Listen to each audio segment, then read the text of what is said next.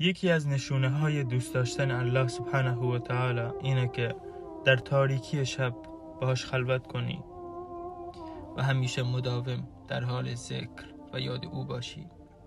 کسی که واقعا الله سبحانه و تعالی رو دوست داشته باشه از سجده کردن براش خسته نمیشه، از حرف زدن باش خسته نمیشه، فقط به او توکل میکنه، فقط به او امید داره. اصلا هیچ چیزی برای این قلب عزیزتر و لذت بخشتر از ذکر و یاد او نیست. این قلب برای ذکر و یاد الله سبحانه و تعالی آفریده شده.